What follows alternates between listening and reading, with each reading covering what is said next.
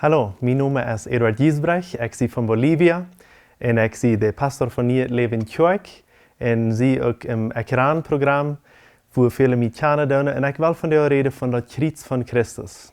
Ik heb een goede vriend, hij is van Brazil, zijn naam is Arno Pauls, hij is ook een pastor en een tijd lang een paar maanden terug had hij een zeer schöne droom. In dit droom zit hij een schmackend haltende kruis. Een halt wat in Zuid-Amerika wozen deed, wat hard is, wat fijn halt is. En daarom is dus een rank van schmackige bloemen, ook van deze soort halt. Dat nennt zich La Pacho in einige Länder, Araipé in Brasil. Dat heeft verschiedenste namen in alle Länder. Aber immer in September, wanneer de Frühling is, dan blijven deze bloemen schmackgeel. Einmal jeft dat pinkne bloemen doen waar de boom is. De schmackste boom van deze jeend. En hij droomt waar dat kruis met de bloemen raam is. En 's morgens waakt hij op en hij vraagt Jezus, wat wirst u te mij zeggen met dit schmacke beeld wat u mij daarna gewezen hast? En dan versteht hij zeer voort dat God hem wat duidelijk merken wil, dat wij als Christen, wij zullen dat kruis van Christus, waar hij laat de schmack merken. Maar hij zegt, waar we een kruis van Christus laten schmack merken. Du is je in je Geschichte wat weidet en wat we niet verstaan kunnen en wat veel geraten als onze verständnis is. Maar hij fängt aan te studeren en hij kämpft met een paar antwoorden. En ik wil van jou zeggen, ons teken als Christen, ons grootste teken wat we ons voorstellen kunnen, wanneer we zeggen, ik zie Christus, is dat een duif, wat voor den Heiligen Geest betekent dat? Nee, dat is niet dat teken. Is dat een regenboog, wat dat betekent dat God zijn verspreken aan houden wordt? No, dat is ook niet ons grootste teken. Ons grootste teken is dat kruis van Christus, waar Jezus gestorven is. En weet je wat er passiert is? Dat is ganz vrijwillig. Jezus is ganz vrijwillig gestorven. Hij zegt, hij brukt dat niet doen, maar hij zegt, ik wil dat doen. Johannes 10, vers 17 en 19 zegt es dit.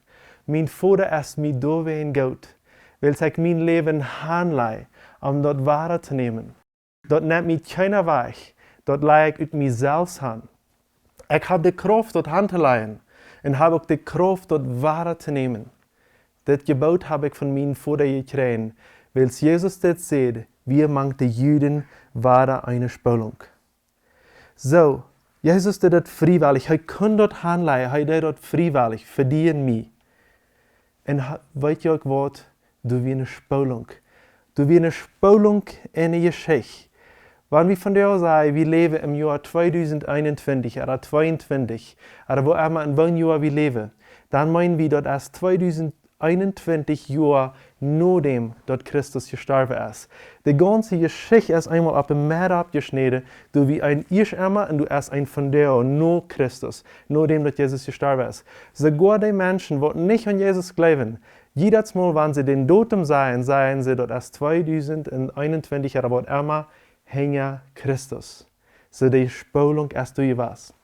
Sogar die Moslems, eine Gruppe Menschen, die nicht an den wahren Gott, an Jesus glauben, sie sagen, was am Kreuz passiert ist, dass Jesus nicht wirklich gestorben ist. Sie sagen, Jesus ist bloß besinnungslos geworden, dann haben sie ihn raufgenommen und dann sagen sie, nachher, das ist abgestanden. Aber auch sogar die Moslems sagen, dass wir in 2021 hängen Christus leben, so die Geschichte erst einmal geteilt. So mein zweiter Punkt, was ich von dir sagen will, ist, was Doktors sich studiert haben, wo das Kreuz von Christus hat können sein. Und ich glaube, das ist sehr wichtig, ans hinein zu denken, wo das menschlich hat können sein, dass wir vielleicht die jährliche Meinung Lothar besser verstehen können. Und ich will einfach mal mit ein paar Sachen anfangen. Das Kreuz von Christus, das wir die erste Strophe in Rom, dass wir schämen, dass wir ihn quälen und dass wir eine schreckliche Weide Bett sei doodgemerkt worden. Sie werden uitgetrokken en ohne Mitleid verpitcht. Diese Pitch, der hat es 8 Stremels von Lara. Und auf den Stremels haben sie eiserne Herkes, wahre Herkes, große wahre Herkes. Und diese werden über den Regen, wenn er all keine Kleider anhat, abgeschlagen. Und diese wahre Herkes, der riete die Hüt in Knirkes 2. Viele von denen, die in der Zeit gekreuzigt waren, wenn Jesus war, wir nicht der Einzige, der gekreuzigt war, dass wir normal in der Zeit, die starben all beim Verpitchen. Aber wenn sie nicht starben, musste der meiste ihr Kreuz selbst drehen. Heute in Knöckes wieder all zwei. Und da mussten sie das schwere Kreuz nachleihen und dort mussten sie gehen. Menschen spielen, die schmeiten Sachen und berelden und uit. Das Kreuz wird sehr schwer. Manchmal wird bloß das Wehrbiet gedreht, wenn das ganze Kreuz viel zu schwer wird für eine Person zu drehen, nur dem, dass er so verpitcht wird. Viele werden bloß angebunden. Aber Jesus, er wird angenäht am Kreuz. Der Nägel jinkt durch Fleisch und Nerven und mögt dort Leiden schrecklich. Dann wird ihm noch eine Speckerkrone abgesagt auf dem Kopf. Und das Blut schält fling sein Gesicht. Ihm wird ein Everrock angetragen, der mit einer besonderen Farbe gefärbt wird. Und wenn sein Körper nu ganz voll Blut und Wunden wird, und er nu gehen muss mit diesem Everrock, dreht der Zeichen an seinen Körper an. Diese Farbe, die hat was Besonderes Beine und das mögt, dass seine Wunden sehr, sehr brennen würden. Und dass wir mögt die Not so viel retten. Manch diese große Herde Menschen, muss er sein Kreuz drehen. Und das ist so schwer, dass er fällt immer weiter durch. Vielleicht schneiden seine Knie ab. Und jedes Mal, wo er durchfällt, kriegt er warm mit der Pitch und er muss, als er will oder kann, wiedergehen. Und als er dann bei Golgatha kommen, dann wird das Schmackzeug von seinem Körper losgeritten, was er nu angedreht ist.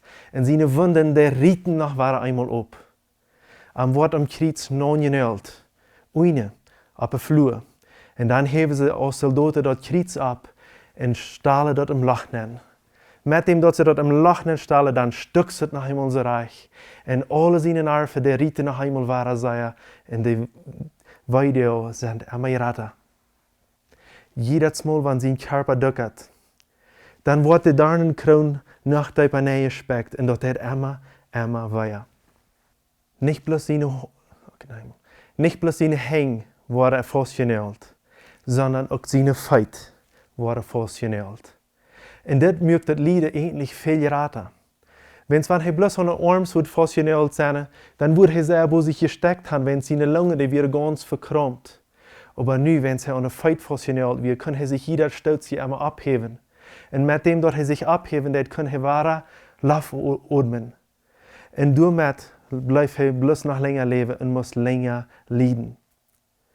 Und was er auch mögt, dass er sich hängen hat, seine Lunge, die wir so verkrümmt, und er kann Luft anatmen, aber er kann den Mess nicht rauslassen.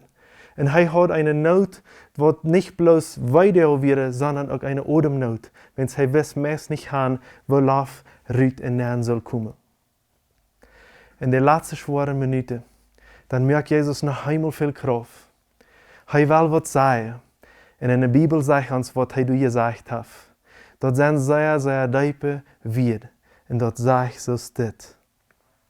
Vergeef ihre Sünden, wenn sie weiter nicht, was sie tun. Und bald hing dort, sagt er, Eli, sabachthani. Und dort meint er plötzlich, mein Gott, warum hast du mich verlassen? Als du dann leidet und alles so schwer ist, dann sagt er, Vater, in deine Hände gebe ich meinen Geist. Alles ist vollbracht. Wenn ich an diese Gedanken denke, dann zittert mein Herz. Und mir tut es so leid an meinen wunderbaren Jesus. Aber weißt du was? Er starb für mich und für dich an das wunderbare Kreuz. Er hat ihr Leben für uns. Jij für seinen Körper an, ein menschlich, furchtbar und schreckliche Video. Römer 4, Vers 6 und 8 sagt es dit uns. Als wir uns selbst nicht helfen können, starb Christus für uns gottlose, terreichte Zeit. Der terreichte Zeit starb für dich und mich. Und dann sagt der 8. Vers. Aber Gott weiß uns seine Leib daran, dass Christus für uns starb, als wir noch Sünder wären. En dan wil God er slecht doen ek zijn. We zijn beide zinder. En dan dat du Christ besser dan ich. Wir haben alle gesündigt. En Jesus starb für mich und für dich. En weißt du auch noch was? Das Kreuz wie all geplant von Gott, unserem Vater im Himmel. Er hat das geplant für seinen einen Sohn Jesus Christus, dass er das tun wird für uns. Das sagt in Markus 8, Vers 31 und 32 ist das. Dann fängt er an dort klar zu merken. So Jesus redet zu seinen Jüngern hier auf der Seelenheit. Dass die Menschen sehen als Jesus, viel wird leiden machen, so wie wir uns gehört haben auch. Und wird von den Ältesten und Hohepriestern und Schriftgelehrten verschmäht und tot gemacht worden. Und dass er am 3. Tag wird abstehen. Er sieht es ganz frei und offenbar. All eine Zeit lang, ehe er gestorben ist. Die Jünger kommen und wollen das nicht so haben. Aber Gott hat es geplant. Das wird ein wunderbarer Rettungsplan für uns. In das erste Jahrhundert, nachdem dort Christus gestorben wird, dann verstärken sie das Kreuz. Sie wollen nicht reden davon, als bloß einer der Christen. Wenn jedes Mal, was das Kreuz genannt wird, dann kriegen sie Verfolgung, wenn so viel Kraft wie hängt diese Geschichte. Für wie viel Kraft teilst du diese Geschichte? Was hat diese Geschichte von der Kreuzung all für dich getan? Und dann, ein paar hundert Jahre später, im 6. Jahrhundert, dann dreht die Geschichte Krieg um. Nu deren sie sich brav mit dem Kreuz und mögen das Kreuz malen dort alle wen ab. Und glaubten, wenn sie du ein Bild von einem Kreuz irgendwo hören, das Bild hat Kraft. Weißt du was? Kein Bild oder kein Kreuz von Halt hat irgendwo Kraft. Die Geschichte und die Meinung, was dahinter passiert ist, der Tod von Christus, sein freiwilliges Handeln, dort ist, was Kraft hat. So die Frau ist von dir, wo kann ich das Kreuz von Christus antreibend merken? Indem ich davon reden darf und indem ich dort leben darf. Dass diese Kraft in mein Leben hat, diese Sündenvergebung. Hast du dort all erfahren, für was Jesus wirklich gestorben ist? Dass er deine Sünden auflaschen hat? Hast du dort all persönlich erfahren? Und wenn nicht, dann will ich dich von dir in Nukreich einladen, dass du mit mir beten, dass du das erfahren kannst, wo groß und herrlich diese Kraft ist. Und dass wir am Frauen deine Sünden zu vergeben. Ich will dich einfach anladen, dazu mitzubeten. Vielleicht hast du noch niemals plötzlich gebetet oder auf so eine Weise gebetet. Aber weil wir das einfach taub tun. Du, wo immer du das checken lässt, kannst du nicht mit mir taub sagen, Herr Jesus, ich danke dir, dass du für mich gestorben bist. Ich danke dir, dass ich auch weiß, dass du abgestanden bist um Tod. Und dass diese Kraft, die Kraft hat, alle Sünden zu vergeben. Ich freue dich nu, vergib all meine Sünden. Die äußersten Sünden, die ich getan habe. Auch die, was ich meist nicht glauben kann, was du vergeben kannst. Ich will das nu annehmen und glauben, dass du wirst vergeben.